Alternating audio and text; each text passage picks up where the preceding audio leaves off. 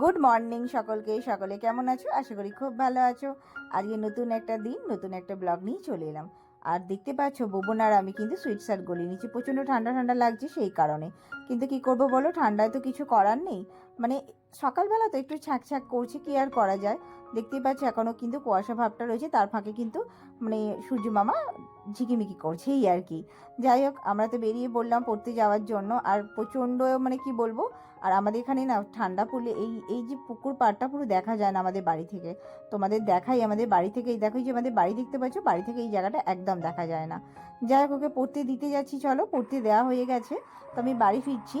তো ফেরার পথে দেখতেই পাচ্ছ কতটা মানে কি বলবো যে মানে রাস্তা একদম ফাঁকা, সকালবেলা তো সেই কারণে।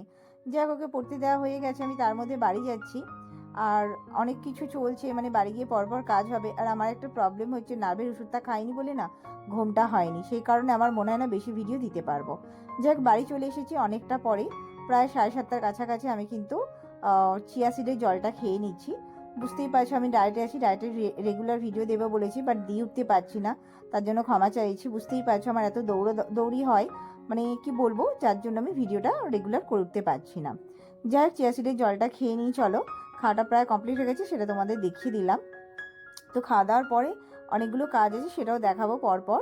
তো আমি কি করব, অনেক কিছু চলছে। তার অনেকটা পরে ছেলেকে মানে পড়তে গিয়েছিল, নিয়ে চলে এসেছি।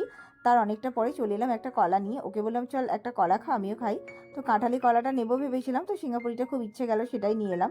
তারপর আমি তার মধ্যে আমি রান্নাটাও করে নিয়েছিলাম। ছেলের জন্য আমি আলু ভাজা, ডাল আর ভাত, আর সাথে একটু পাঁপড় ভাজা করে নিয়েছি।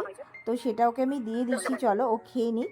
কারণ কি বলতো, ওর না খেলেই নয়, মানে স্কুল যাবে। আর স্কুলেও মোটামুটি এসে গিয়েছি। তো বুঝতেই পারছো অনেকটা কেটে কেটে ভিডিও বানানো, মানে এত কিছু এডিটিং করা আমাদের মতন মানে হাউসওয়াইফদের একটু চাপের হয়ে যায়। আর যারা আমাদের মতো এখন নতুন আছে তাদের তো হবেই। তো যাই হোক, আমি মোটামুটি স্কুলে চলে এসেছি, যদি স্কুলের নামও দেখতে পাচ্ছ তোমরা, অমরেন্দ্র বিদ্যাপীঠ, উত্তরপাড়া। তো যাই হোক, ওকে চল রাস্তাটা পার হয়ে নি, এখানটা একটু জ্যাম আছে, তো ওকে ঢুকিয়ে দিই। তো দেখো চলে গেল দৌড়েই। তো টাটা করে দিল। আর আজকেও ফুল হাতা পরে এসেছে, যে ছ্যাঁক ছ্যাঁক করছে একটু। যাই হোক চলো, ওকে দেওয়া হয়ে গেছে। আর বাড়ি এসে দেখো এখানে অনেকগুলো কাপড় ছিল, যেগুলো কোনো কাজের নয়, নষ্ট হয়ে গেছে, তো পুড়িয়ে দিই। যাই হোক চলো, অনেকক্ষণ পর চলে এলাম তোমাদের সামনে। আজকে সেভাবে কিছু করে উঠতে এখন অবধি পারিনি। এখন 3:10 বাজে। আমি এখন যাচ্ছি ছেলেকে আনতে, ছেলে 3:30 নাগাদ ছুটি হয়। আর আমি 3:30-র মধ্যে পৌঁছে যাবো। স্কুলটা মোটামুটি 10-15 মিনিটের দূরত্ব। আর আমি দুপুরে খাওয়া দাওয়া করেছি, আর আমার না সেটা ভিডিও করা হয়নি, মানে এত খিদে পেয়ে গিয়েছিল।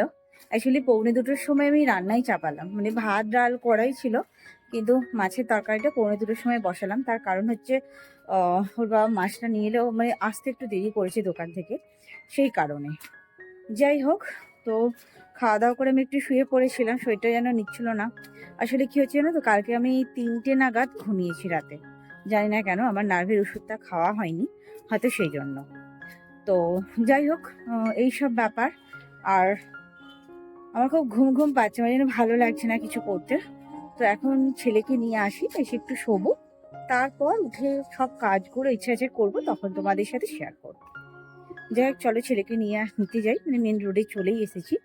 তো ছেলেকে নেওয়া হয়ে গেছে, চলো বাড়ি যাই। আর আজকে আমি প্রচণ্ড হাঁপিয়ে আছি, শরীরটা একদম নিচ্ছে না। হয়তো ভিডিওটা আমি এখানেই শেষ করে দেবো, ওটাই মাথায় চলছে। আবার কাল থেকে নিয়মিত দেওয়ার চেষ্টা করব। প্লিজ পাশে থাকতে ভুলো না। টাটা, ভালো থেকো তোমরা।